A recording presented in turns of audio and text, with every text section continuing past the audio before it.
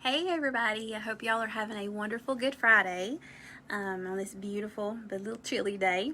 Today, instead of reading a book, we are going to take a crash course in garbology and understanding the history of garbage. So, to understand garbology, you have to understand how to make inferences. So, you guys in school, you have probably ran into that skill in reading and language arts by making inferences when you read. So you have to know how to make inferences. Okay, so real quick, I found this really cute little song that talks about making inferences, because if we're going to be a garbologist today, then we have to know how to make inferences, okay? So this song kind of talks about making inferences with books, but we can take that same process from the books and we can use that to understanding garbology and the history of trash, okay?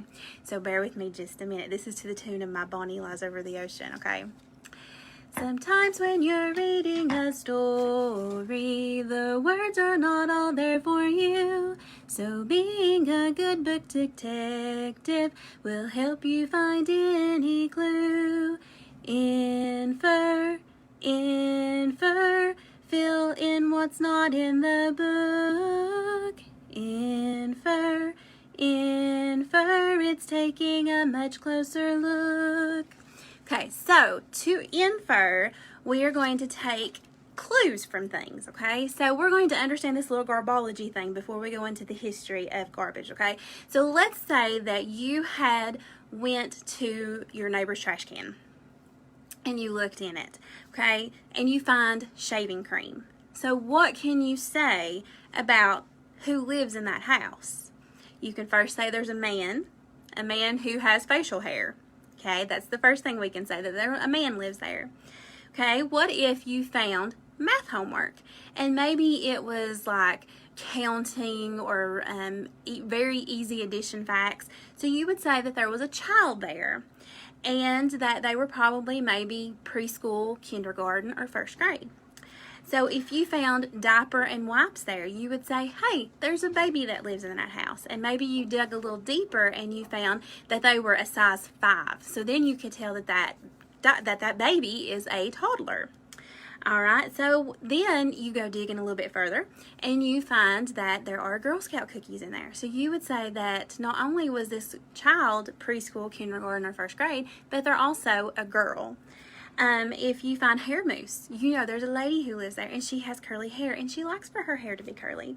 You might find contact solution and you'll realize that nobody in that family maybe wears glasses or somebody wears contacts. You might find a CD case that tells you that they like music. You might find magazines telling you they like to read. You might find restaurant receipts that tell you that they don't like to eat out. Or that they do like to eat out, and maybe they don't like to cook. I'll get my words straightened out there in just a minute. So maybe they don't like to cook a whole lot. You might find Mountain Dew bottles or candy wrappers or something like that. Maybe they like junk food more than they do healthy food. So that is making inferences about the people who live there, okay? You don't really know for sure, but you take those things that you see and you're putting clues together. So that's what we do with garbology, okay? So at the end of this video, I'm going to post a couple of links to some videos. Garbage Doesn't Lie. And then if you have younger kids, PBS, and there's a Dragonfly episode about garbage that helps kids understand garbology in action, because we are definitely going to be garbologists today, okay, to understand this history of trash. So a garbologist is a scientist who is like an archaeologist. An archaeologist digs down into the earth and finds artifacts and different things, and they make inferences about the people who live there and their lifestyle and maybe their culture and their traditions and things that they did on their day-to-day routines and daily lives. So a garbologist does the same thing. A garbologist will dig down into trash piles or landfills, and they will look at the trash that was there and try to figure out things about how those people back then lived, okay? So the history of trash goes back to 1500 BC.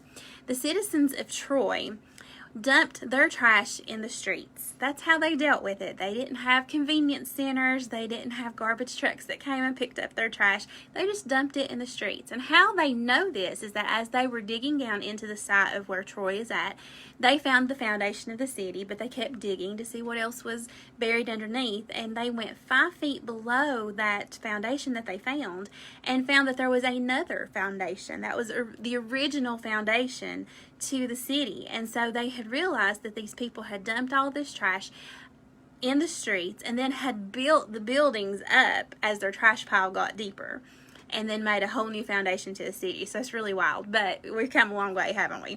All right, so then in 500 BC in Athens, Greece, they decided they were going to dump their trash outside the city walls. Pretty smart. At least it's not in the street, right? Okay, so that's pretty good. All right, we're going fast forward to 1388 AD. BC is, of course, before Christ. AD is Anno Domini, the year of the Lord. So 1388, that's about, oh my goodness, you're catching me on the fly here. A little over 1,000 years ago. I'm not going to do the math. I'll get it wrong. So a little over 1,000 years ago, English Parliament, that's the government in England, they decided they were going to ban dumping in waterways and ditches. And the reason they did that was because England was right in the throes of something called the bubonic plague or the Black Death. And a lot of that was caused from just unsanitary conditions, people drinking dirty water because people threw their trash in there.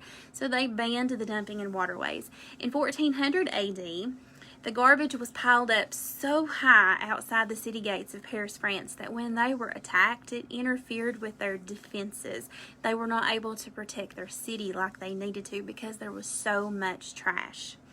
In 1600 AD, of course, we had the colonists leaving England, coming across the ocean on the Mayflower. And when they got here, of course, as long as there's been people, there's been trash. They've had to figure out some way to deal with it. So the colonists would feed theirs to their pigs. So that's how they got rid of theirs. Pretty smart, huh?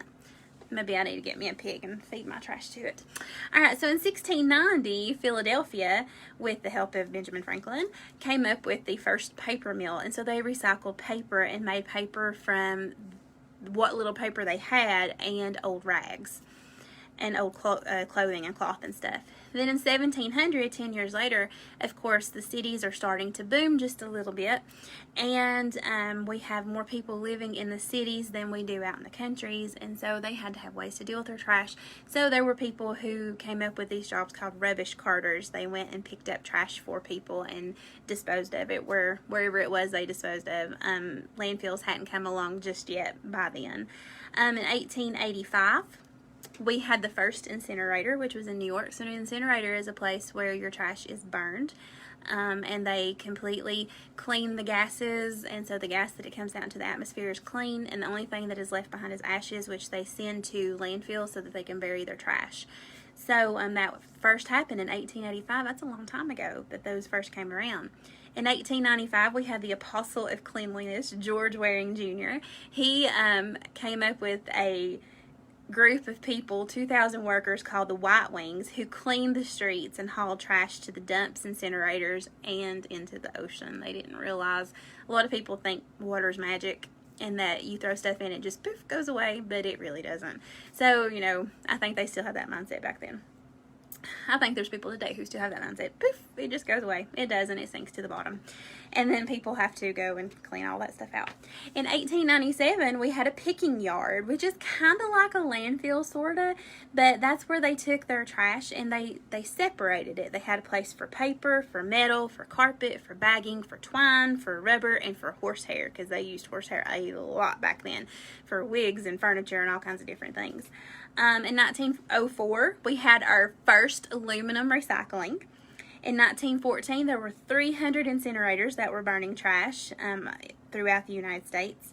In 1929, we had a hopper, which is like a compactor like we have in most of our convenience centers today. There's still a few convenience centers in our county that doesn't have them, but for the most part, most of them do. So that was, you know, almost 100 years ago. That's crazy, isn't it? That some of us just got compactors in our convenience centers and they've been around for almost 100 years. Crazy. All right, so then in 1940, we had the first landfill that was that was constructed. And maybe one day Miss Greta or I will do a lesson on landfills, just a good refresher. And for you guys who haven't learned about landfills, learn there's a lot more to it. It's not just a place that you go and dump your trash. There's a lot of stuff that goes into it to make it sanitary, to make it clean, to keep the environment clean, to keep your water clean, keep the air clean, keep animals out of it. There's a lot of work that goes into a landfill. So that was first introduced in 1940. In 1942, of course, America was thrown into World War II, and so then waste was reduced because we were recycling tons of stuff, recycling nylon and synthetic stockings and rags and scrap tires and raincoats and garden hoses and phonograph records and dead animals. All this stuff was being recycled to help with the war effort. So, we did really good right then. I don't know what happened to us. We just kind of got away from that, didn't we? In 1953, Keep America Beautiful was founded. Then in 1970, we had a whole lot of stuff going on. In 1970, I think people finally woke up and realized that, hey, our earth is in really bad shape. And what can we do about it? There was lots of pollution, air pollution, water pollution, land pollution. What can we do about it? So they came up with the Resource Recovery Act and had federal legislation that encouraged recycling. They established the first Earth Day. They established the Environmental Protection Agency. And then a year later, the state of Oregon passed a bottle bill. So bottle bills, if you're not familiar with those, are where people are given incentives for bringing back their plastic bottles for recycling. So that first happened in 1971. In 1973, we had our first garbologist. Here's where that garbology comes in. These guys who come in and they study the trash and stuff. So Dr. William Rathje was the first garbologist. And so when he picked his first landfill to dig down into, we think that landfills are supposed to help trash to decompose, but actually it really preserves the trash. He dug down in there and he found newspaper that was decades old and hot dogs that were decades old, and you could still read the newspaper and the hot dogs looked like they'd just been cooked. So that was showing us that landfills don't help it decompose like we thought they did. They're actually preserving the food and making it last longer. And so our trash is lasting longer because it creates that airtight seal around it. So our trash is not decomposing like it should. It's actually preserving it. Alright, so in 1976 we had our first ways to handle household hazardous waste, and unfortunately we had to cancel our household hazardous waste event that was supposed to have been last weekend, but hopefully we will have one in the fall, so we will let you guys know when that will happen. In 1986, Rhode Island was the first state that had a mandatory recycling law. In 1988, we finally had legislation that said you can't dump your trash in the oceans. In 1989, we had our styrofoam recycling plants in New York and Massachusetts. In 1991, a website was designed called earth911.org, and that website is still active today, which I think is amazing that website has been around for that long. But you can go on there and find any places, like if there's anything that you want to recycle, they will tell you the places that will recycle those things. In 1997, we had our first America Recycles Day, where we try to encourage Americans all over the country to recycle things. In 2001, the largest landfill ever, Fresh Kills Landfill in New York, closed because it could not handle any more garbage. That landfill is so huge that astronauts said there was 2 man-made things you could see from space. You can see the Great Wall of China, and you could see this landfill. So you'll have to go on Google Earth and check it out. They actually have revamped it and stuff. It's still it's a closed landfill, but they made a park on top of it. So you'll have to check that out and see. That's really cool. In 2006, we had the Dell Company as the first company to offer technology recycling. So we're also going to have electronics recycling event hopefully in the fall, because that was canceled with our household hazardous waste. So hopefully we'll have all that stuff in the fall for you. So just hang on to that stuff for us, okay? In 2007, San Francisco was the first city to ban the use of plastic bags. And then in 2011, we had the introduction of a totally plant-based plastic bottle. So if that plastic bottle were to be thrown out, it would decompose instead of hanging around for hundreds and thousands of years like plastic does. And plastic never really decomposes anyways. It just gets smaller and smaller and smaller and smaller and smaller till you can't see it, but it's still there because it's made out of oil and other compounds and stuff, all right? So that is how we figured out the history of trash. Garbologists made those inferences when they dug into these trash piles and figured out some of these things that happened about, like the city of Troy and the city of Athens and the city of Paris. They dug down into these trash piles and figured out what had happened.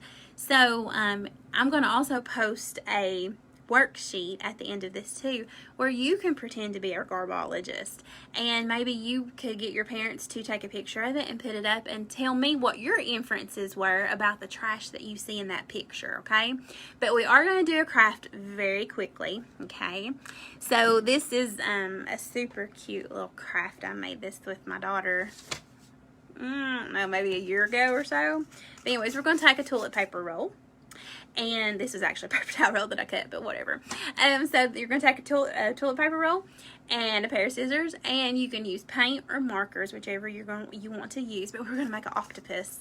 I know it's Easter, but this octopus is really cute. So we're going to take our toilet paper roll, and we're going to cut about halfway up, okay? And we're going to cut octopi have 8 legs, right?